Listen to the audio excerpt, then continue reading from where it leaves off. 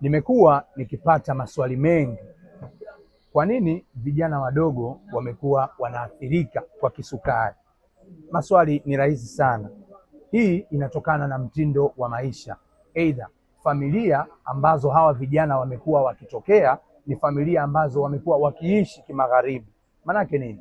Manake wamekuwa wakipenda vyakula vya maduka makubwa, yale maduka ambayo yanaleta bidhaa kwa kutumia timeline, yani vyakula vyenye muda maalumu, yani expired date. Sasa vyakula hivi vimekuwa ni industrial material, ni vyakula ambavyo vimekuwa vikitengenezwa kwa kemikali nyingi, si vyakula vya asili, kwa sababu vinakuwa vimesafirishwa kutoka nje, navyo vinakuwa na viambata sumu vingi sana ambavyo husababisha mfumo wa maisha kuwapelekea hawa vijana kuathirika kwa kiwango kikubwa, kwa sababu kisukari ni ugonjwa unaosababishwa na chakula. Vyakula tunavyokula ni vyakula vingi ambavyo vina viambata sumu vya kutosha kwa sababu vya viwandani.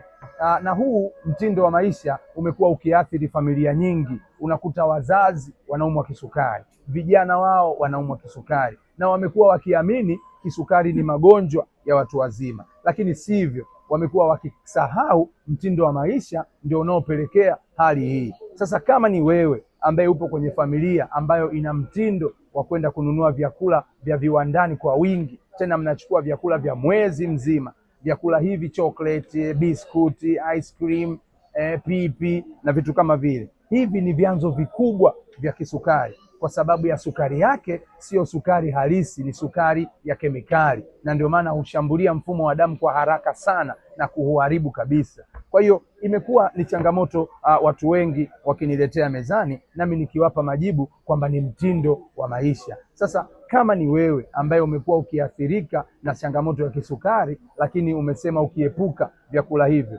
jibu ni kwamba umepitia kwenye changamoto hiyo bila wewe kutambua. Chukua hatua haraka sana.